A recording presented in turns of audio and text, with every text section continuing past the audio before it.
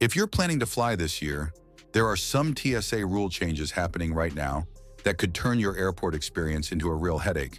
But here's the good news.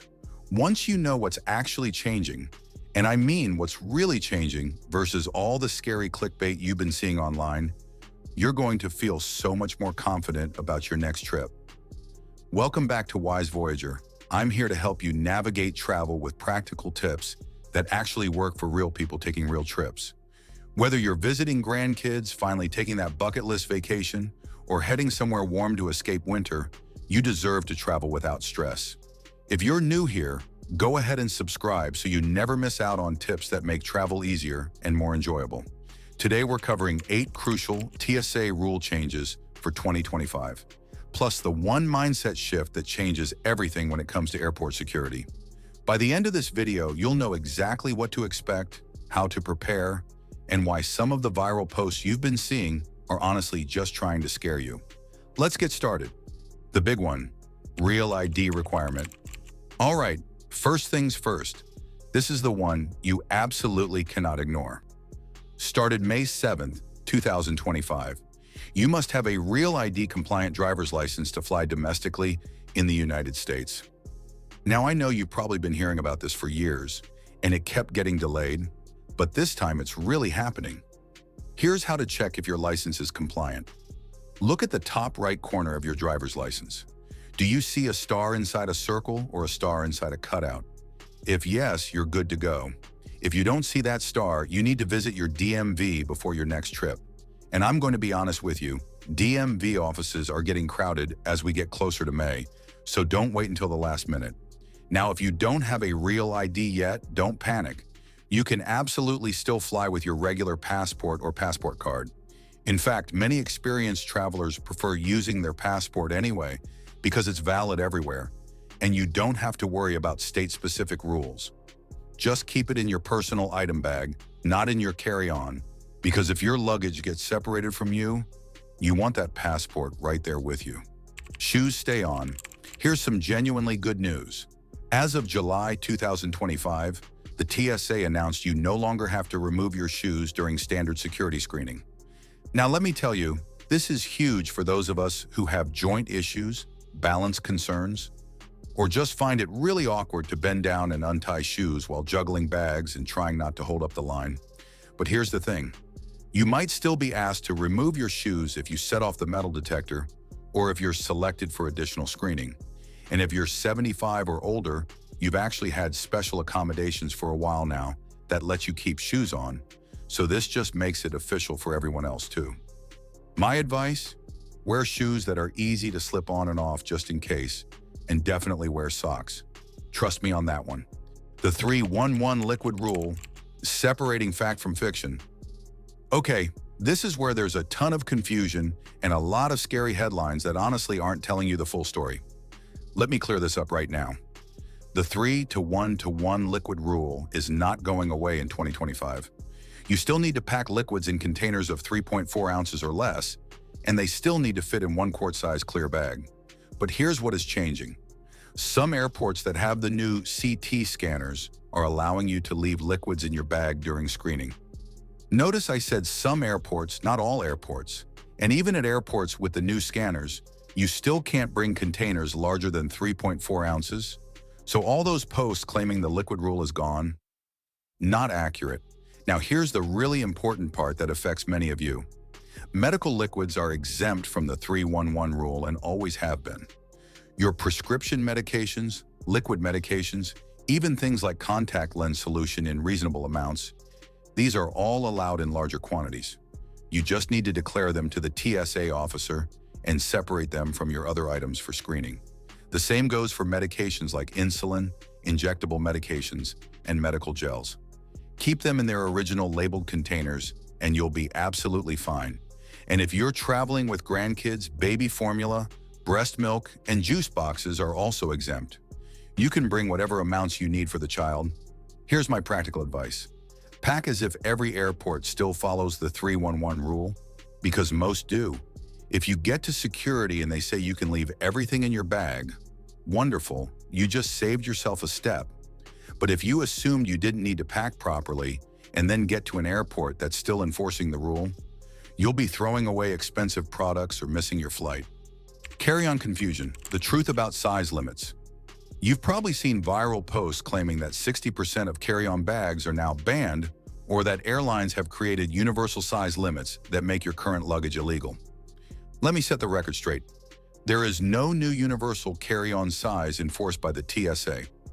What is happening is that individual airlines are getting stricter about enforcing their own rules that have actually been in place for years. Most airlines use a size limit around 22 by 14 by 9 inches. And yes, that measurement includes your bag's wheels and handles. But here's the key. Different airlines have different rules, and the TSA doesn't regulate this at all. This is an airline policy issue, not a TSA security issue.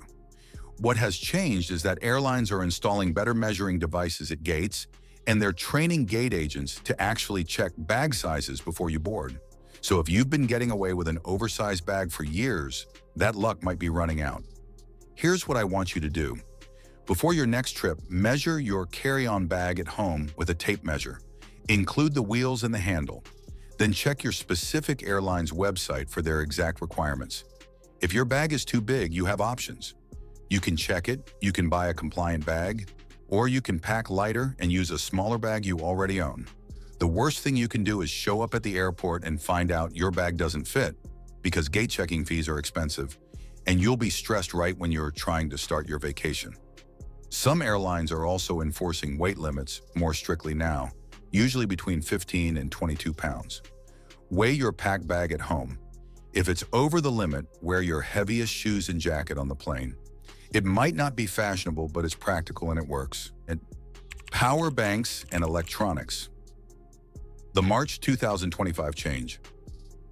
Here's a rule change that caught a lot of people by surprise. As of March 2025, lithium-powered portable phone chargers and power banks are no longer allowed in checked luggage at all. They must be in your carry-on bag where they can be monitored during the flight. Now, most of you probably already do this anyway, but if you've been packing a power bank in your checked bag, that's going to be confiscated now. The reason is safety. Lithium batteries can overheat, and if that happens in the cargo hold where nobody can see it, that's a serious fire risk. Make sure your power bank is under 100 watt-hours. Most standard phone chargers are well under this limit. If you're not sure, check the label on your device or look up the model online. And here's a really important tip. Make sure all your devices are charged before you get to security. If your phone or tablet won't power on when asked, it won't make it through screening. The cordless curling iron surprise. This one's specifically for you if you use cordless styling tools. Butane-powered curling irons and flat irons are now banned from checked luggage. You can still bring one in your carry-on as long as it has a safety cover to prevent it from accidentally turning on, but spare gas cartridges are completely banned from all luggage. If you rely on these tools, either pack them in your carry-on with the safety cover on, or switch to plug-in versions for travel. Most hotels have outlets that work just fine with a simple adapter if you're traveling internationally. Medical devices and your rights. This is really important. All right, I want to spend some time on this because so many of you travel with medical devices, and I've heard too many stories about people feeling embarrassed or confused at security. You have rights and you deserve to know them.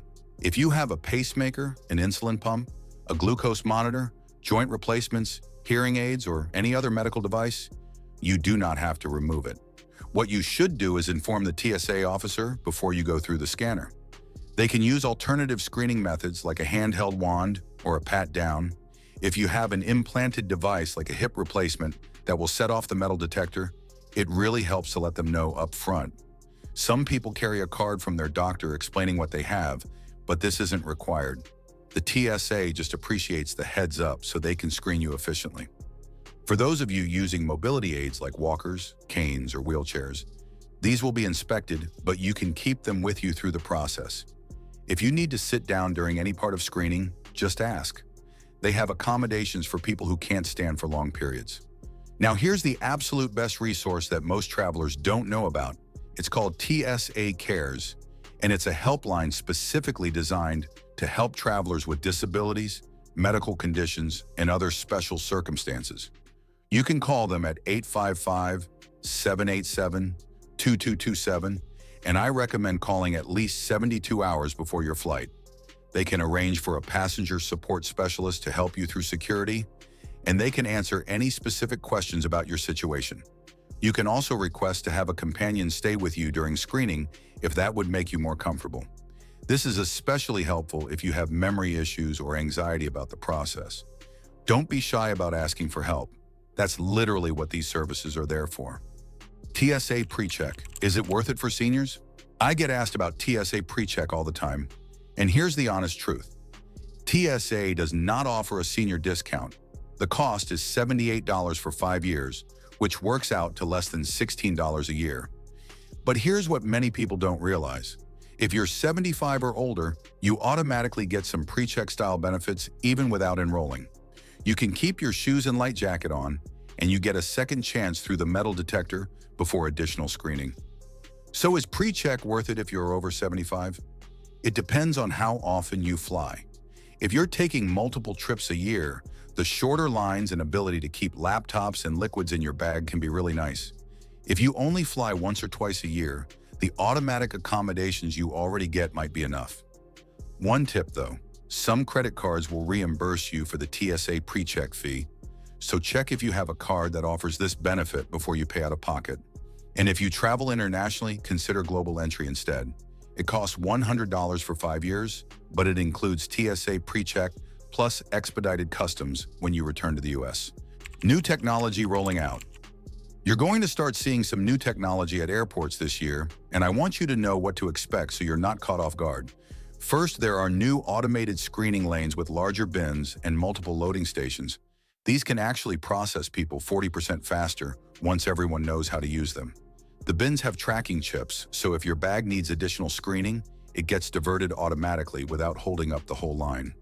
Some airports are also testing self-screening lanes, kind of like self-checkout at the grocery store, but for security. You scan your own ID and boarding pass using a touchscreen. There are still TSA officers nearby to help, so don't worry if this sounds confusing. Just follow the prompts on the screen. Digital IDs are also being rolled out. You can store your driver's license on your phone in Apple Wallet or Google Wallet and scan it at security. Now, I know a lot of you aren't comfortable with this, and that's completely fine. You can still use your physical ID. Nobody is forcing you to use the digital version, despite what some articles might suggest. And honestly, if your phone dies or gets stolen, you need that physical ID anyway. The TSA says they delete facial recognition photos within 24 hours and don't share them with third parties. But I understand if you're skeptical. The good news is that facial recognition is optional.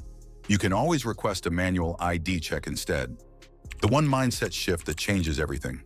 Here's what I want you to remember. You've navigated harder things in your life than airport security. You've raised families, managed households, handled emergencies, and figured out way more complicated situations than packing a quart-sized bag. The key to stress-free security isn't just knowing the rules. It's preparing in advance and giving yourself permission to ask for help when you need it. Arrive at the airport with extra time. Use the TSA Cares Helpline if you have special circumstances. Measure your bags at home, charge your devices, pack your medications properly with labels showing. And remember, TSA officers are just doing their jobs. Most of them are helpful if you're polite and patient. If you have a bad experience, ask for a supervisor. You have that right. All right, we've covered a lot of ground here. Let me do a quick recap of the 3 most important changes. Number 1, May 7th, Real ID deadline has really happened this time, so check your license today. Number 2, medical liquids and devices have exemptions, and TSA Cares is there to help you. Number 3, the scary headlines about carry-on bans are exaggerated, but airlines are enforcing their existing size rules more strictly. Before we wrap up, I'd love to hear from you. What's your biggest TSA worry or frustration? Have you had a positive experience with TSA Cares or a passenger support specialist? Leave a comment below because your experience might help someone else in our community feel more confident about their next trip.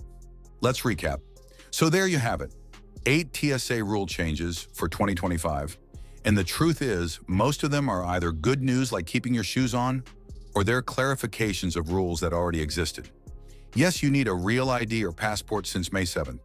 Yes, airlines are enforcing bag sizes more strictly. But no, your current luggage isn't suddenly illegal.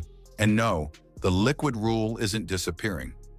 The most important thing you can do is prepare ahead of time, know your rights, and remember that TSA Cares exists specifically to help travelers who need extra assistance or have questions about medical devices in special circumstances. You're capable, you're experienced, and you absolutely can handle modern air travel. It might look different than it did a few decades ago, but with a little preparation and the right information, you're going to do just fine.